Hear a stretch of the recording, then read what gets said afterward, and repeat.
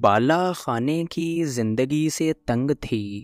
شروع سے ہی گھر بسا کر عزت کی زندگی گزارنا چاہتی تھی، مگر ہم جیسوں کے ساتھ دولت مند اور عیاش مرد راتیں تو گزارنا پسند کرتے ہیں، ہم کو گھر کی عزت بنانا پسند نہیں کرتے۔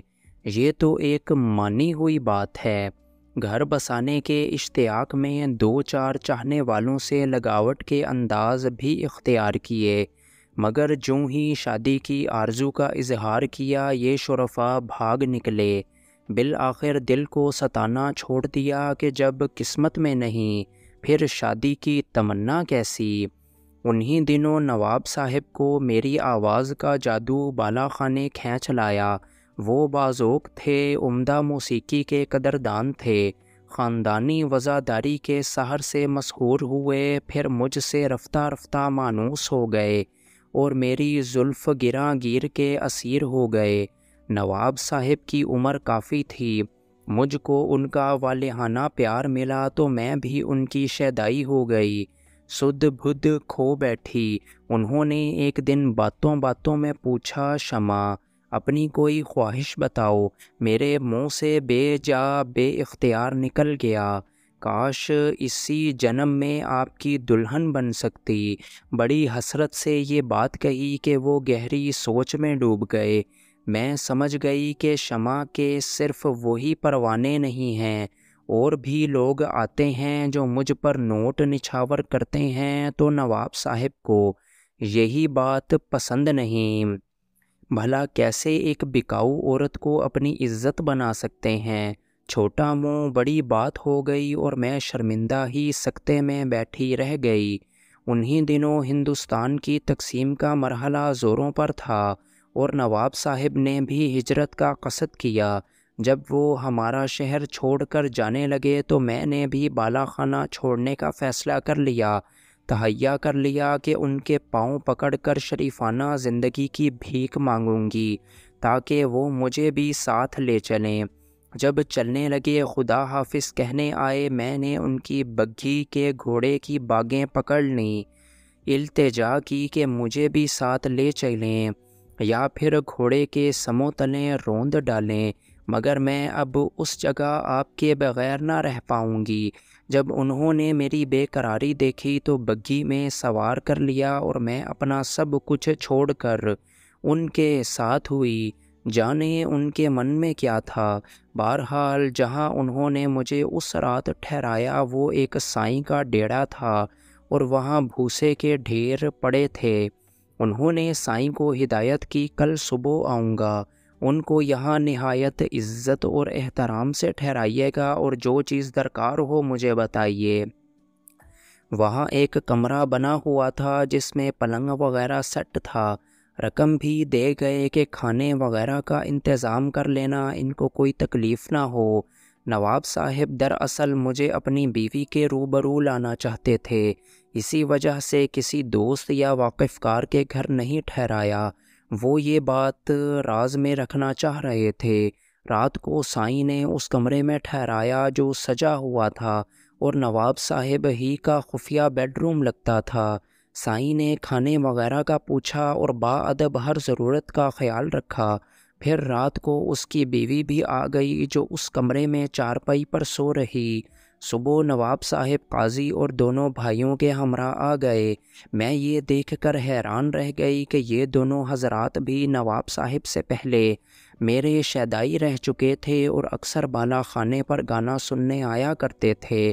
انہوں نے مجھے پہچان لیا اور شرمندہ ہو کر بولے، شمع جی تم؟ اس ایک جملے نے ساری حقیقت عیاں کر دی کہ یہ بھی میرے دیوانے رہ چکے ہیں۔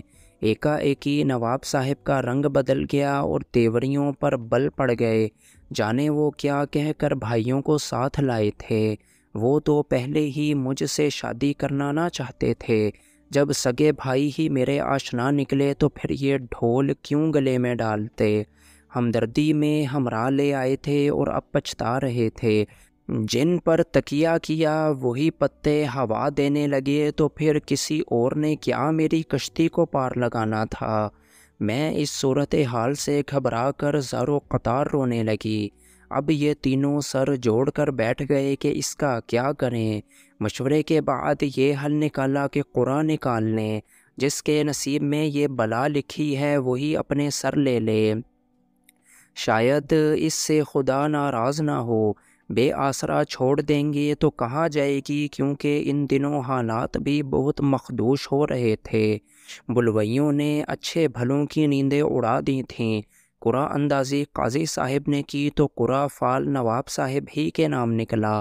میرا دل کھل اٹھا، یہی چاہتی تھی، مراد پوری ہو گئی، انہی کی بنی، اور قاضی صاحب نے میرا شرعی نکاح نواب صاحب سے پڑھا دیا۔ میری قسمت اچھی تھی کہ نواب صاحب کی پہلی بیوی کے بچے نہ ہوئے تھے، مجھ ہی سے صاحب اولاد ہوئے، خاندانی آدمی تھے، نباہ کیا، مگر میرا ان سے ناتا ان کے بچوں کی وجہ سے تھا۔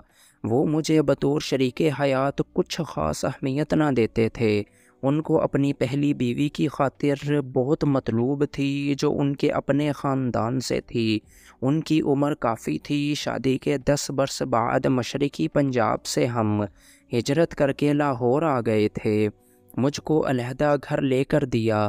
وفات سے پہلے بیمار ہوئے تو سارے خاندان والوں کو بتا دیا کہ یہ میری بیوی ہے اور یہ میرے بچے ہیں، مگر میری اصلیت کسی کو نہ بتائی۔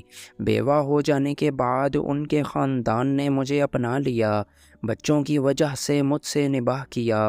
میں ان کے در پر پڑی رہی، ان کی پہلی بیوی نے بھی نہ دھتکارا، اگرچہ وہ مقام نہ دیا جو میرا حق تھا، مگر اہانت آمیز رویہ بھی اختیار نہ کیا۔